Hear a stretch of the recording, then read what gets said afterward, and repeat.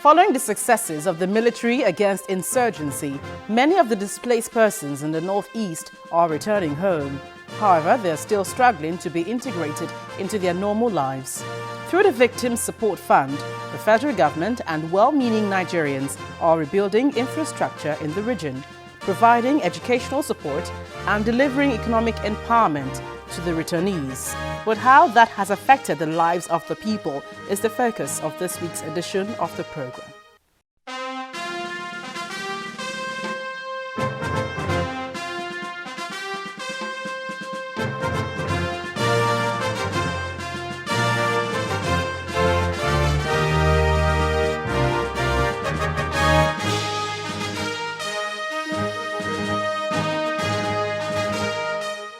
Hello there, thank you for joining me on the program this week. I'm Gloria Umezuke. Since the Boko Haram insurgency started in 2009, over 20,000 lives have been lost and over 1 million people have been displaced. Fortunately, the success of the military against the sect has paved the way for the rebuilding of Nigeria's northeast region. The interview I have this week gives an insight into the support that's being provided for the returnees. Coming up ahead. The Victim Support Fund has launched an agro-based intervention program for the victims of insurgency in Nigeria's northeast region. Take a listen.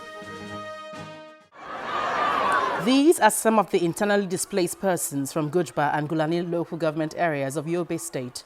They have returned to their communities to pick what is left of their lives after peace returned to their areas. 2,000 of them were selected by the Victim Support Fund to receive seeds of millet, sorghum, cowpea and fertilizer to start the 2016 farming season. This is to help them start their life anew. It's unfortunate that majority of the people have been surviving in a very lean manner on donations of food items, but we know that that is not sustainable. That is not what the people want. And if you look at the rate of return already, it's an indication of how quickly people want to get their lives back together. And so we are here to support them, to kickstart again the agricultural economy here. So we brought seeds for planting. We brought fertilizer to support that. So we have identified 2,000 households, 1,000 in Gujuba local government, 1,000 in Gulani local government that are going to be beneficiaries of this project. And we are supporting each household to be able to cultivate 10 hectares. 1 hectare, each household should be able to cultivate 1 hectare of land with sorghum, with millet, with cowpeas, and then with the fertilizer and pesticides that will sustain that. The Victim Support Fund is mandated to provide educational support, economic empowerment and reconstruction of the destroyed communities. However, the beneficiaries are asking for an improved feeding intervention for them to be able to get back to their normal lives. Part of the durable solutions we have for the return of IDPs is the return, and this return is divided into two.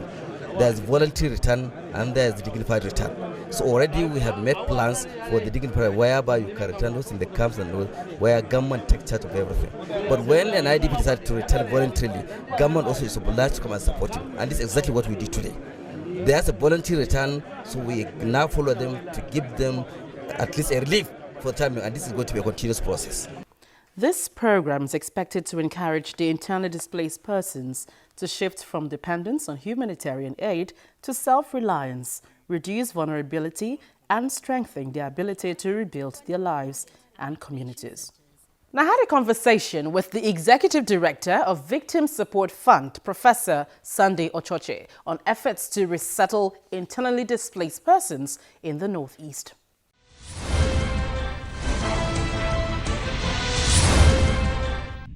Professor Sunday Ochoche, you're welcome to the program. Thank you very much. Let's begin with what exactly is the mandate of the Victim Support Fund?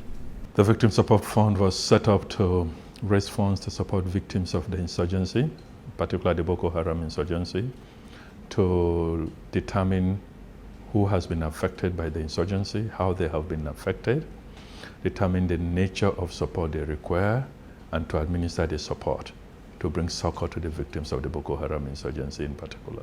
So what's the data you have? How many victims are there across the country? The victims are in so many categories. In terms of the totality of victims, it's difficult to say precisely what is. The best data that we have and other agencies have relate to the IDPs.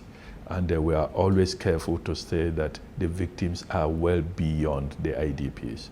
There are victims who are held in the enclave of Boko Haram for all this period. The actual number, we don't know. How they have been affected, we don't know. Most of the data we have for the victims are those who are outside the immediate control of Boko Haram. Those exactly, that's what I'm referring to, those actually. And for that, we are talking of well over 2 million people who have been affected in one way or the other.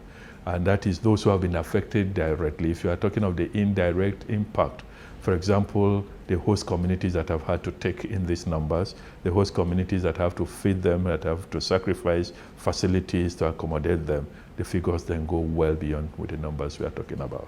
I ask because, I mean, most times keeping of data, yes, or really knowing how many people are involved really can be a challenge, is yes, that? Yes, that's correct. Because the situation is very dynamic, the situation is fluid. And we are, yes, coming to the point where the situation is tapering off. We won't say that we still have the peak state of reach. I think we have gone beyond the peak of the challenge.